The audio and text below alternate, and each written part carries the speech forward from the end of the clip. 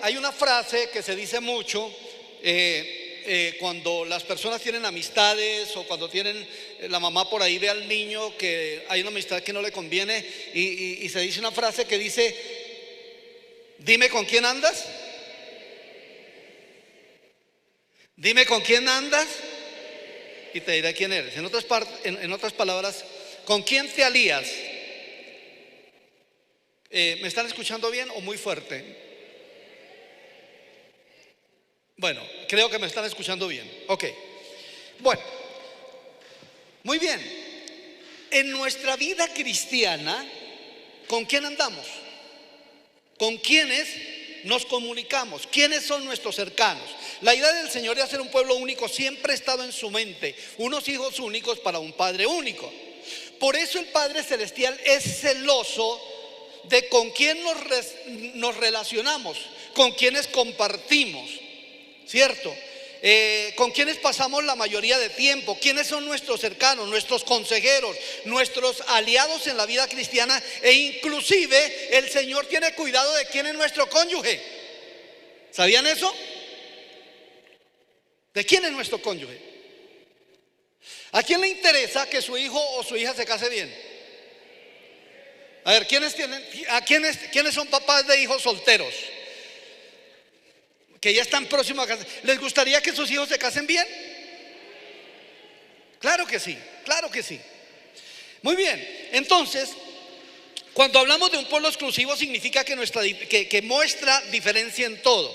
Nosotros como cristianos, como pueblo exclusivo de Dios, tenemos una forma de hablar, una forma de pensar, una forma de adorar, una forma de comunicarnos, hasta una forma de vestir. Cuando se hace un pueblo único, hay una forma exclusiva de vestir. Hay una denominación que es menonita, no la menonita que está en Colombia, sino otros hermanos menonitas, que ellos viven todavía, las señoras con el vestido hasta los tobillos, de esas faldas así larguísimas. Ellos viven en unos campos aparte, ellos no se relacionan con la sociedad, viven allá metidos, no envían sus hijos a las escuelas, ellos tienen sus propias escuelas, su propia educación, se dedican mucho a la agricultura. Aquí en los llanos orientales hay unos hermanos menonitas y aman a Dios, pero son totalmente diferentes a cualquier denominación cristiana. ¿Sí? ¿Eso qué quiere decir, hermanos? Que nosotros tenemos que mostrar diferencia en todo. Muy bien. En el nuevo comienzo estamos hablando del libro de Nehemías, ¿verdad? Si podemos prender las luces, son tan amables. Es que veo unos hermanos, no veo a los hermanos. Ahora sí. Muy bien. Ok, entonces, historia. El pueblo de Israel fue cautivo por su pecado, por su maldad. Lo llevaron cautivos primero en el año 722 a Siria. Luego, eso fue el reino del norte de Israel. Luego Judá y Jerusalén en el 586 fue destruida. Se los llevaron cautivos a Babilonia. Y regresaron 70 años después para ser nación otra vez. Después de haber sido devastado todo, regresaron para ser nación. Y allí estaban en esa devastación cuando un hombre tiene una visión de ir a restaurar los muros de Jerusalén. Pero no solamente la visión era de restaurar los muros de Jerusalén, sino restaurar la vida espiritual también del pueblo. Ese hombre se llamó, ¿cómo se llamó? Nehemías. Nehemías iba con una visión clara y de restaurar. Pero mire, el capítulo 10, ya estamos acabando Nehemías. Todavía nos faltan como 10 predicaciones, pero ya casi estamos acabando. Nehemías capítulo 10, versículos 28 al 30. Dice el resto. ¿Lo tengo en pantalla al frente? No. Nehemías 10:28 dice: y el resto del pueblo, los sacerdotes, levitas, porteros y cantores, los sirvientes del templo y todos los que se habían apartado de los pueblos de las tierras a la ley de Dios, con sus mujeres, sus hijos e hijas, todo el que tenía comprensión y discernimiento. Ahora sí, no, tampoco. Siguiente. Se reunieron con sus hermanos y sus principales para protestar. Escuchen bien esto que es interesante.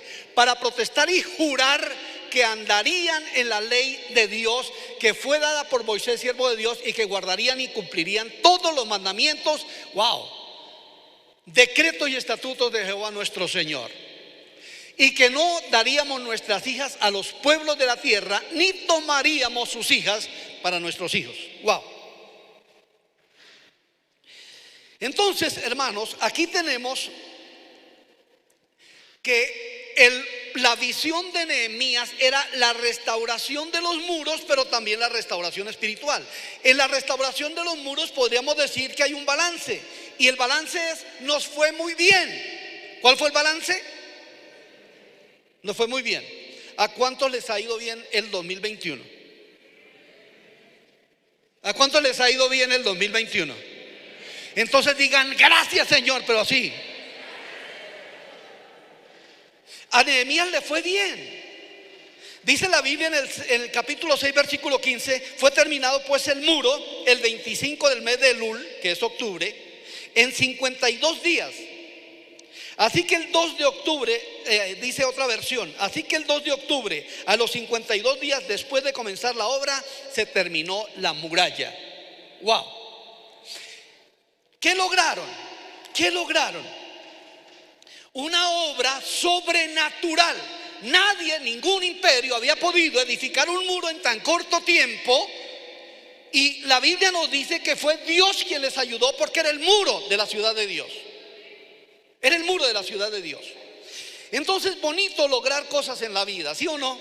Esto quedó en la historia como un logro impresionante de Nehemías, que logró una idea que nunca emperador había tenido, y era trabajar por familias en la edificación del muro. Un muy bonito balance.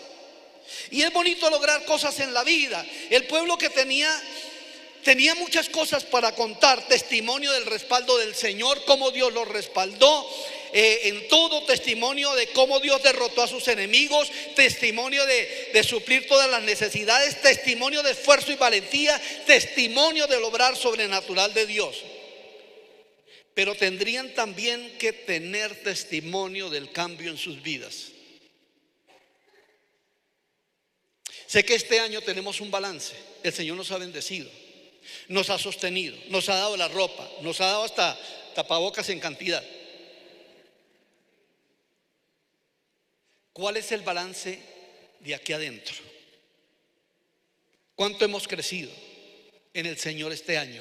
¿Cuántas almas hemos ganado? ¿Cuántos versículos hemos memorizado? Todo esto debe entrar en el balance de la vida, y no: Dios me ha bendecido, gracias, Señor. Y sí, me ha bendecido por fuera, ¿qué tanto me ha bendecido por dentro en crecimiento? Ahora, no depende de Dios. Dios siempre nos bendice por dentro, dependiendo de cuánto le busquemos. Entonces, Dios hacía obras increíbles, testimonios bonitos, y ante esa bendición material tenemos que responder con consagración espiritual. Yo sé que las bendiciones externas nos llevan a la bendición interna. Debe ser así. O la bendición interna debe llevarnos viceversa a la bendición externa. Pero debe haber conexión con Dios. Entonces, como que Nehemías dijo: esto merece una reflexión. Ante tanta maravilla de Dios, ¿cuál debe ser la actitud? Primero encontramos ahí, después del balance del muro, encontramos en el capítulo 9, 8 y 9, que Esdras, un sacerdote precioso para Dios, leyó la ley. En la ley encontraron el motivo por el cual Israel había sido cautivo, y dijeron: esto no nos puede volver a pasar. Judá e Israel fueron deshechos por el pecado, por la idolatría, por el alejamiento de Dios, por desconectarse con el autor de la vida. Sufrieron graves consecuencias. Esto no nos puede volver a pasar. Pero ¿cuántos repiten la historia? Les pasa a unos, ven la disciplina, ven el fracaso, ven una cantidad de cosas y repiten la historia. Entonces leyeron la ley. Bueno, llegó ese gobernador, y el gobernador lo que tenía en su mente era volver al pueblo de Dios a lo que eran, volver a lo que somos. Y en eso estamos en Nehemías, volviendo a lo que somos. Bueno, entonces en ese compromiso hace una reunión urgente Nehemías y Esdras y dice: ya Dios nos bendijo con el muro, Dios destruyó a nuestros enemigos, no pudieron, no es que los haya matado, no pudieron contra ellos, Dios nos bendijo en una obra sobrenatural. Ahora a leer la ley, ahora a buscar a Dios. Tenemos la bendición material, ahora busquemos la bendición espiritual. Y ahí es cuando los reúne de una manera maravillosa. Y escúchenme bien, hacen un compromiso juramentado y firmado que buscarían a Dios y guardarían sus mandamientos. Wow, esto es delicado. Un compromiso juramentado. Entonces tenemos ahí en el 9:38, dice: causa pues, ¿dónde estamos? A causa pues de todo esto, nosotros hacemos fiel promesa y le escribimos firmadas por nuestros príncipes, por nuestros levitas y por nuestros sacerdotes. Sigue el siguiente. Bueno, entonces allí colocaron se reunieron ellos y dice que a causa de todo esto hicieron un compromiso firmado y juramentado de buscar a Dios. Un cierto número de príncipes y sacerdotes se reunieron en representación del pueblo y firmar ese compromiso, que era cumplir realmente la ley. Y era además, escuchen, diga además conmigo, diga además. Y además una promesa que tenían 6 puntos. Una promesa que tenía 6 puntos. Primero, no casarse en yugo desigual. Segundo, es decir, en este primero, no hacer alianzas matrimoniales con inconversos. Guardar el día de reposo, porque lo tenían olvidado. Ustedes guardan el día de reposo, ¿cierto? No el sábado, ahora es el domingo. Pero un día para el Señor. Dejar descansar la tierra cada 7 años. Contribuir para las reparaciones del templo y suministrar la leña para los sacrificios y dar las primicias. Lo prometen con esas, prometen cumplir la ley, pero también prometen cumplir estas promesas. Lo firman y lo juran. Tremendo, ¿no? ¿Firmarían ustedes un documento que dijera lo siguiente: nosotros, Vida en Acción Cruzada Cristiana, delante de Dios nos comprometemos a orar 1 hora diaria, a leer 3 capítulos de la Biblia diarios, a ayunar un día a la semana? Escuchen bien, esto es apenas lo que todo cristiano debe hacer. A ganar una persona para el Señor cada mes, a dar los diezmos y ofrendas conforme a la Biblia en obediencia, a contribuir semanalmente con una suma especial para el cuidado del templo, a memorizar un versículo semanal de la Biblia. Lo juramos, lo firmamos. Juro solemnemente que lo haré. ¿Lo harían?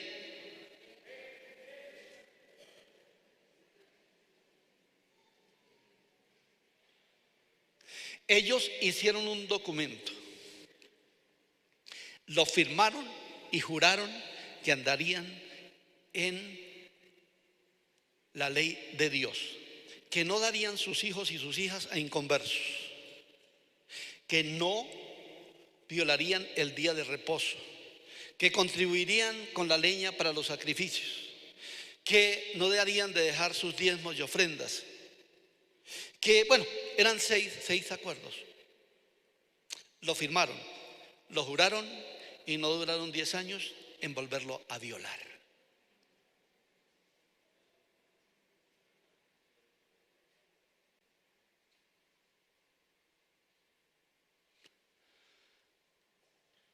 Volvieron a traer cargas el día de reposo, a comerciar el día de reposo, volvieron a dar sus hijos y sus hijas. Ustedes leen el capítulo 13 de Nehemías, y unos añitos más tarde se regresó Nehemías, porque él tenía que volver a su puesto para hacer arreglos, porque tenía solo un permiso. Regresó allá y en ese tiempito se corrompieron otra vez. ¡Wow! ¿Cuánto lucha Dios con cada uno de nosotros?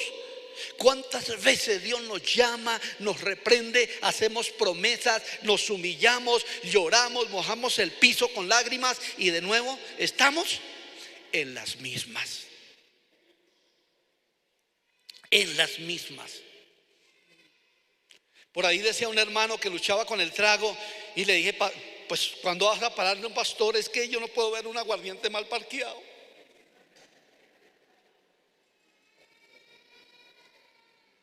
Porque no hay esta verdadera consagración. Ahora, nosotros estamos aquí y vamos a tratar el primer punto de acuerdo. El primer punto, no a las alianzas con inconversos. La pregunta es, ¿quién es tu aliado? ¿Quién es tu aliado? Para algunos está claro, para algunos está claro. Y saben que no hay que dar nuestras hijas o nuestros hijos en matrimonio con una persona inconversa. ¿Sí? Ahora, no a las alianzas con inconversos. Versículo 30 dice: y que no daríamos nuestras hijas a los pueblos de la tierra, ni tomaríamos sus hijas para nuestros hijos. Mis hermanos queridos, nuestra relación con Dios va más allá de asistir a la iglesia, de cantar unas canciones, de leer unos versículos y salir y volver a los 8 días.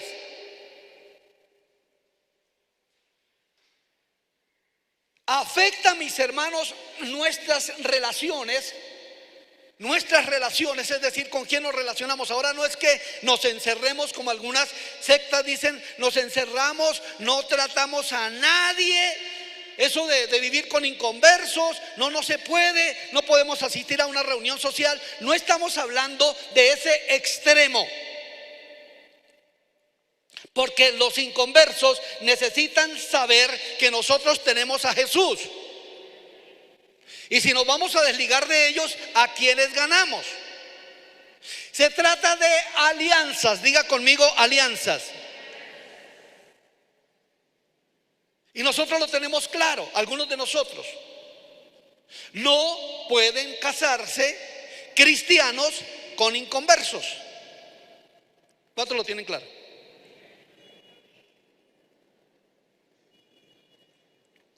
Un hijo de Dios no puede casarse con uno que no es hijo de Dios. Y si no es hijo de Dios, ¿de quién es hijo? Entonces, nuestra conversión afecta nuestras relaciones. Cuando nos convertimos a Dios. Yo tenía un amigo, cuando yo me convertí al Señor, yo tenía 19 años. Y yo tenía un amigo de farra.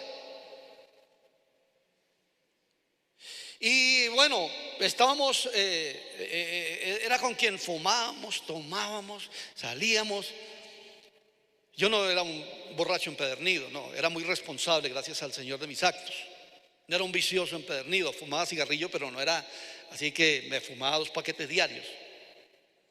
Pero era el compañero de farra. Cuando me convertí, tuve que decidir buscar otros amigos. Otros amigos. No me sirve, no me conviene. Ahora, si yo influía en él, pues mucho mejor. Pero si él tenía influencia en mí, que sí la tenía, me tocó decirle no, porque con Dios nuestras relaciones cambian, ¿sí o no? Pero no solamente, hermanos, afecta nuestras relaciones, afecta nuestro tiempo, porque tenemos que darle un día al Señor. ¿Me escucharon? Tenemos que darle un día al Señor, es decir, que afecta nuestro tiempo. El tiempo que usamos en farra, de pronto tenemos que usarlo orando. El tiempo que nosotros leíamos que invertíamos en leer basura, ahora leemos la Biblia o leemos libros cristianos. Con esto no quiero decir que no se lean libros seculares que a uno lo edifiquen. También hay mucho libro, cierto, secular, que a uno le alimenta la mente, le alimenta el intelecto, siempre y cuando no dañe la fe. Pero también afecta nuestra economía. Claro que tiene que venir a afectar nuestra economía una conversión. Nosotros no dábamos diezmo, yo no sabía qué era eso, ni tampoco habíamos aprendido, porque yo fui acólito católico romano. Y habíamos aprendido de la limosna. Ahora el tan criticado diezmo para mí es una alegría darlo y es una bendición darlo. Y tú sabes también que eso es una bendición para la gloria de Dios.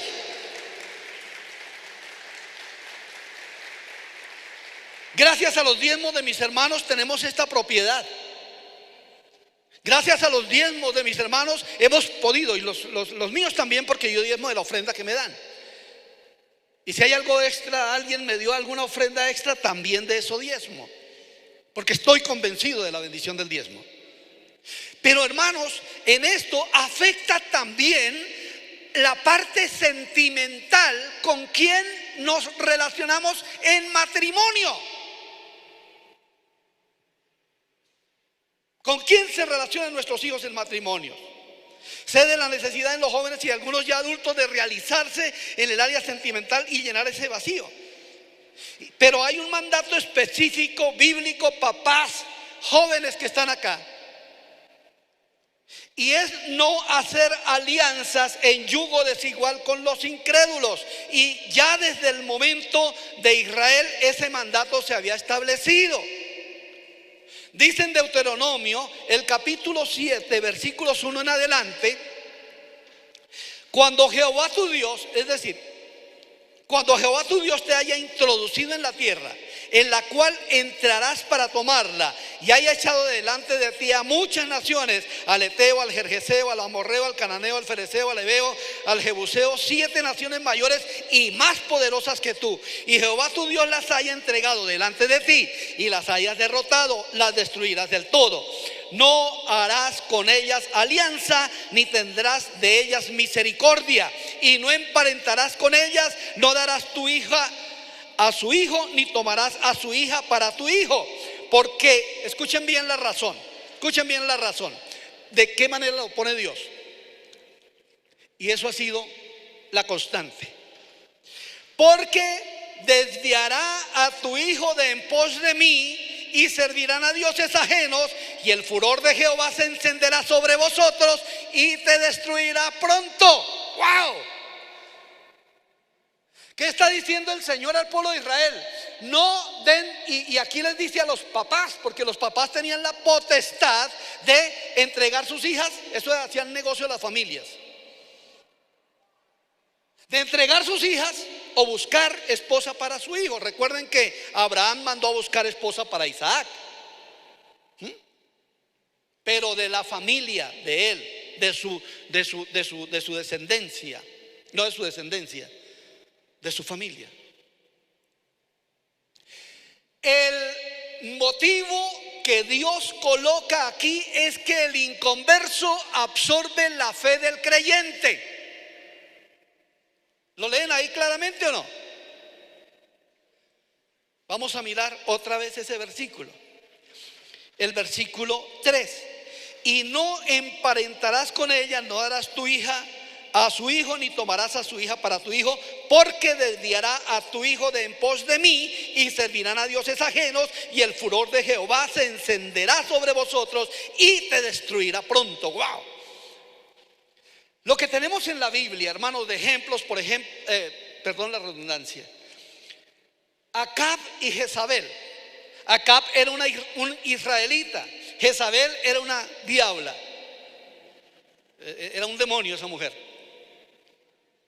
¿Qué logró hacer con Acab? Acab le agació cabeza, estableció el culto a Baal, a Acera, que era una diosa inmoral.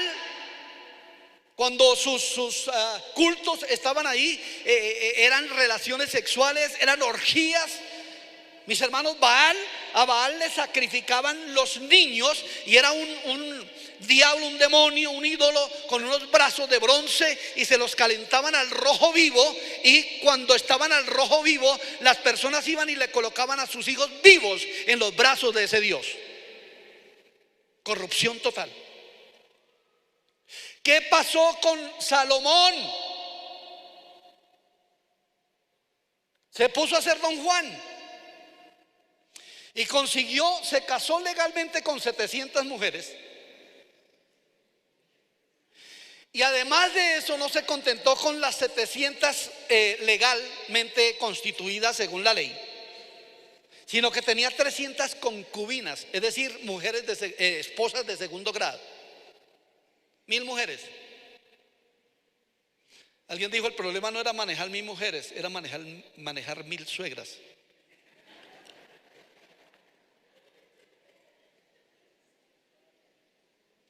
Pero Salomón, la Biblia dice, hermanos, que cuando él empezó a colocar su mente, y la primera con la que se casó inconversa fue con la hija de Faraón, y le hizo casa, las mujeres desviaron su corazón y Salomón terminó en la idolatría más terrible y desviación de Israel.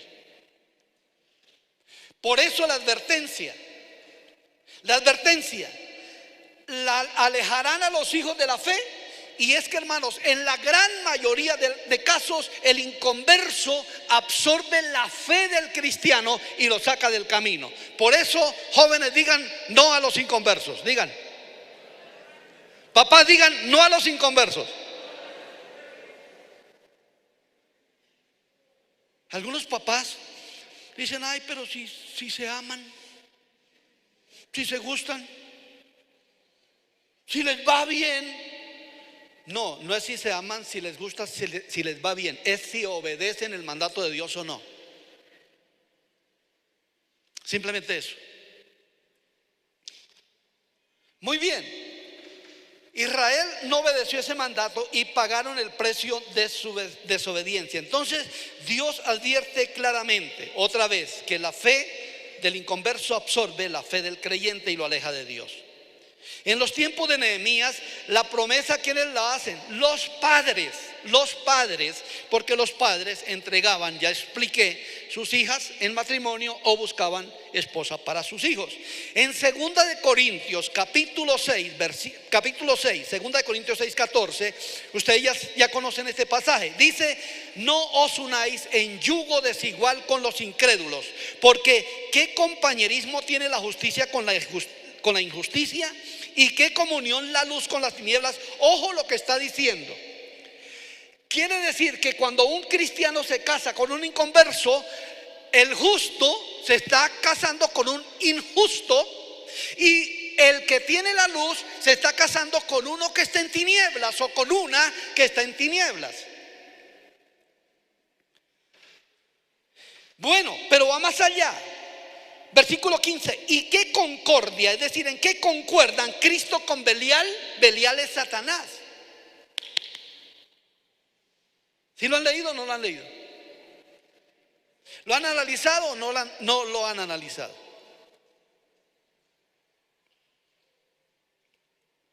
¿O qué parte el creyente con el incrédulo? ¿Y qué acuerdo hay entre el templo de Dios, que somos nosotros, templo del Espíritu Santo, y los ídolos?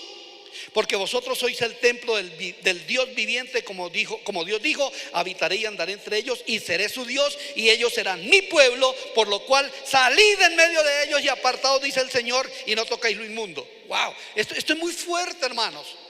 Esto es muy fuerte. Pero así lo pone el apóstol Pablo. Escuchen, el apóstol Pablo ya no se dirige a los papás, porque allá en su tiempo, en Corinto, que era un puerto griego, ya no están los papás escogiendo hijos e hijas para sus hijos e hijas, sino que ya universaliza el mandato y le dicen: ustedes tienen el poder de decisión, no se unan en yugo desigual con los incrédulos. No se unan en yugo desigual con los incrédulos.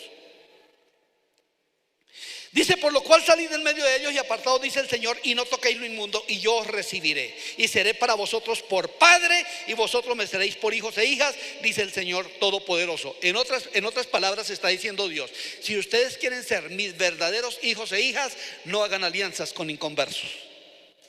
Está duro, ¿no? No hagan alianzas con inconversos. No permitan que sus hijos se casen con inconversos. No acepten tal relación. La responsabilidad de elegir entonces ya no pertenece a los padres, sino a cada joven, a cada señorita. Sin embargo, como padres cristianos, no podemos aprobar una relación entre un inconverso y su hija, o una inconversa y su hijo. No estamos de acuerdo, hijo. Eso no dice la Biblia, eso no dice la palabra. Nosotros como padres podemos ser guiadores. Si ya ellos deciden que metan la cabeza, sufrirán las consecuencias que dice la Biblia.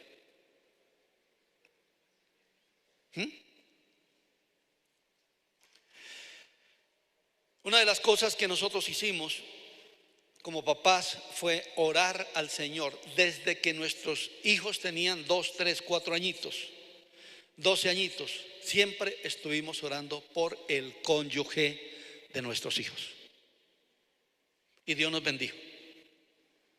Nos bendijo con 2 preciosas nueras y un gran yerno, que hoy puedo contar que tengo 6 hijos. Cristianos que aman a Dios, que temen a Dios, que quieren servir a Dios, sobre todo, quieren servir al Señor. Muy pocos son los casos, hermanos, donde un cónyuge inconverso, los ha habido, escúchenme bien, pero muy pocos son los casos donde el cónyuge inconverso viene a la fe cristiana. Ha habido algunas pocas excepciones, pero no lo tomen como doctrina. Dice, si a mí me pasó, también le puede pasar. No, Dios los perdonó y tuvo misericordia, es otra cosa. Pero las experiencias no son doctrina. Diga conmigo, las experiencias no son doctrina. Ahora vamos a la metáfora del yugo. ¿Ustedes saben qué significa yugo? ¿Qué es yugo?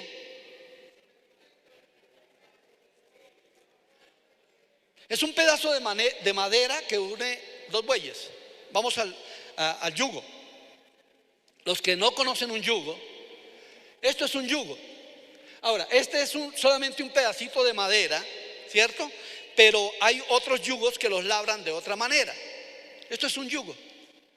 Ustedes ven ahí algo interesante, y es que estos 2 bueyecitos son iguales,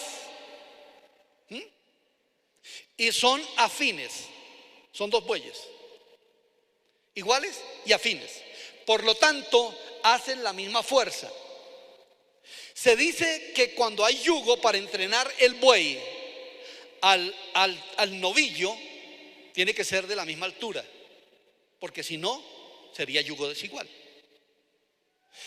¿De dónde viene la palabra cónyuge? Los que comparten un yugo. Es mi cónyuge porque comparte mi yugo. Entonces, esto es un yugo. ¿Pero qué sería un yugo desigual? Esto.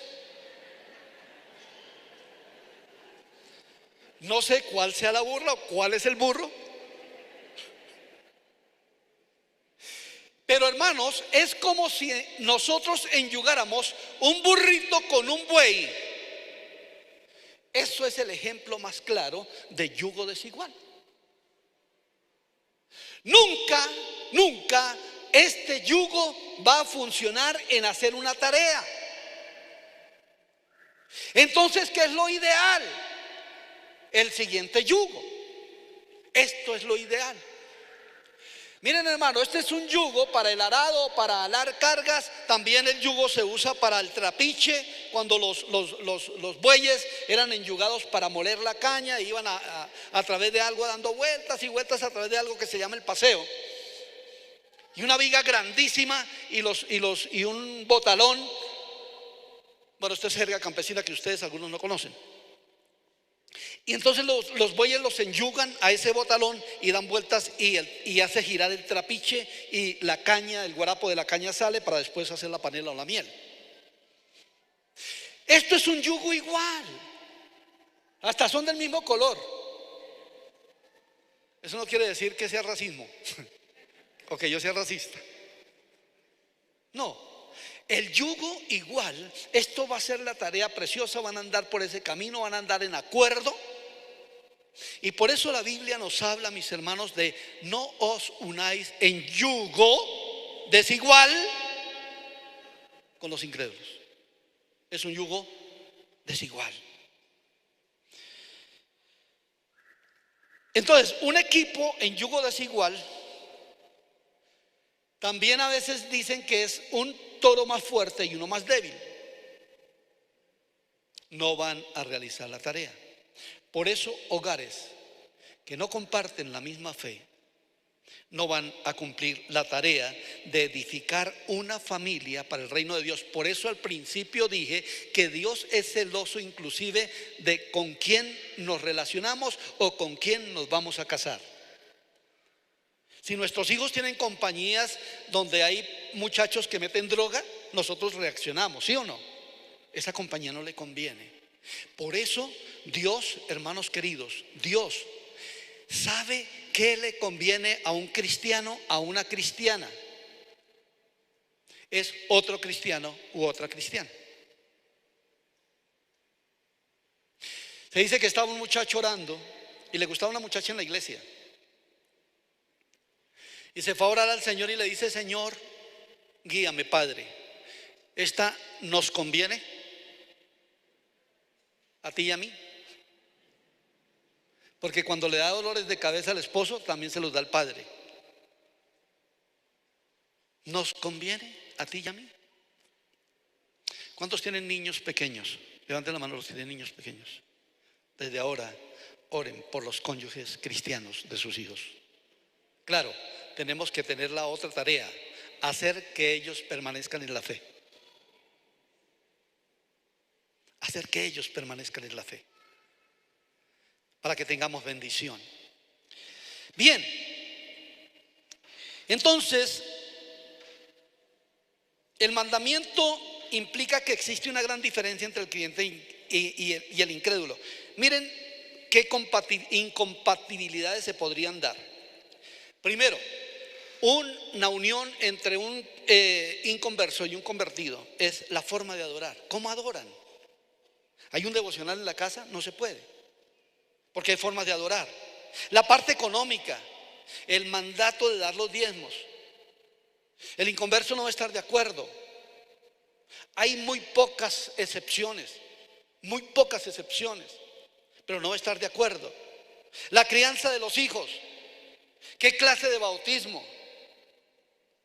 ¿Cómo los van a guiar? ¿A qué iglesia van a asistir? El lugar donde se congregan, una iglesia con ídolos o no se congregan. ¿Cuál será la fe de ellos? Hermanos, yo he tenido cantidad de espejos donde la fe se ha perdido, y muchachos y muchachas que tenían un ministerio muy trascendental se perdieron por estas alianzas con inconversos. ¿Cuál es el círculo de amistades? Sí, una persona se casa con un inconverso y allí está la fiesta, están los vicios, está el licor, está el cigarrillo. ¿Eso van a aprender los niños? Es muy complicado. Y entonces vienen las lágrimas, pero ya es tarde.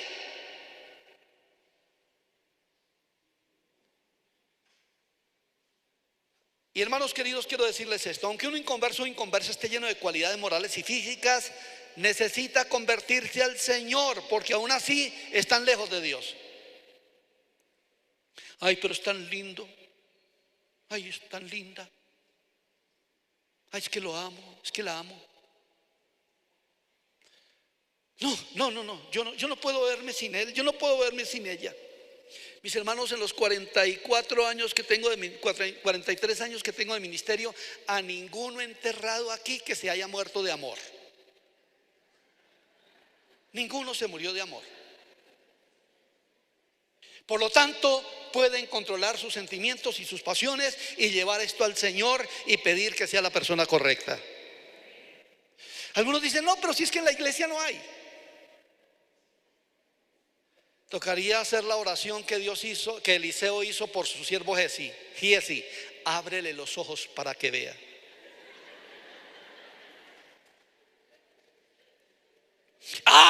ojos, Señor. Hay tantas niñas preciosas y tantos jóvenes guapos. Y aunque no sean guapos, pero que sean cristianos y responsables.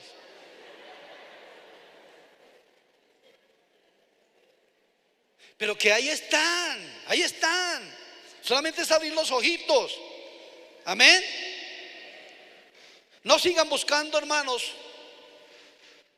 en otro redil. Oremos al Señor que los matrimonios sean en el Señor. Por lo tanto, un total no a los matrimonios mixtos. Y ustedes dirán, ¿y los que ya lo hicieron? Traten de sobrellevar la cosa, porque ya no se pueden desligar. Sufran las consecuencias y hagan que su vida cristiana siga aunque luchen, y que sus hijos amen a Dios aunque luchen. Muy bien, pero el yugo desigual, hoy se me fue el tiempo, pero rápido. El yugo desigual no solamente está en el matrimonio, también en las sociedades, en las alianzas con inconversos en sociedades. Entrar en una alianza, el cristiano con el incrédulo, es buscar un desastre.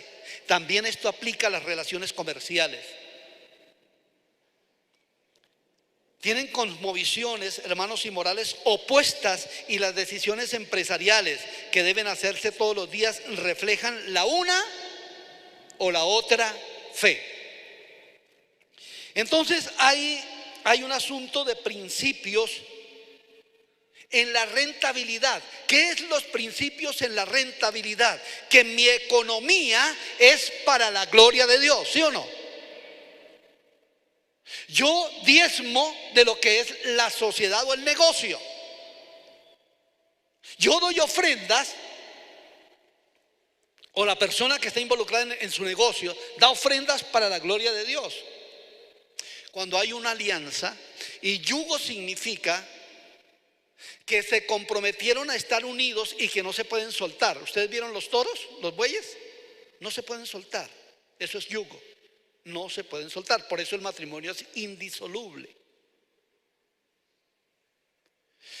Entonces, cuando esas alianzas en sociedades de convertidos con inconversos, sucede igual.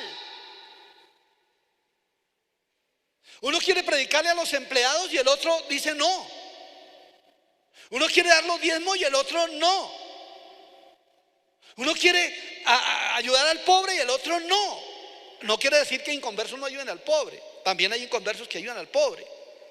Pero simplemente eso aplica a las alianzas. Miren, hermanos, ustedes leen la alianza que hizo Josafat con Ben-Hadad, rey de Siria, y Dios la juzgó, porque él en la guerra tampoco podía haber alianzas con inconversos, hermanos, y se unieron para pelear contra el reino del norte, y Dios vino a través de una profecía y reprendió al rey Asa. También Josafat se alió con Acab, el malvado Acab, y Dios no aprobó esa alianza, hermanos, porque nuestro proveedor, el que bendice nuestros negocios, es el Señor. Así que esto aplica también, hermanos, a sociedades. Si hay algo que hizo daño al pueblo de Israel, fueron los que se mezclaron, los que salieron de Egipto diciendo: yo quiero ser israelita, yo quiero el Dios que castigó a Egipto con las 10 plagas, yo quiero a ese Dios, yo quiero al Dios de la bendición, yo lo quiero. Y se fueron. Números 11 dice: y la gente que se mezcló con ellos tuvo un vivo deseo. Es decir, la gente que se mezcló con ellos, los egipcios, todavía tenían a Egipto en su corazón, e hicieron que el pueblo de Israel murmurara contra Dios, deseando volver a Egipto. Ay Dios, esas mezclas son peligrosas. Pero es que me va bien. Pero más tarde llorará consecuencias por no obedecer la palabra de Dios. La palabra de Dios no está ahí para solamente leerla, para solamente tenerla. La palabra de Dios está para obedecerla. Dígala conmigo: la palabra de Dios está para obedecerla. ¿Quién es tu aliado en la vida? Creo que los mejores aliados para nosotros son Dios y su palabra. Y escúchenme bien, y con esto termino. Dios respeta nuestras decisiones aunque no esté de acuerdo, pero le encantaría a Dios que usáramos la sabiduría y así dejáramos de complicarnos la vida. A veces nosotros en nuestra ceguera, en nuestra insensatez y en nuestra locura, hacemos pasos que más tarde nos quiebran los pies y nos dejan inválidos. Pero hay tiempo para arrepentirse, hay tiempo para decidir.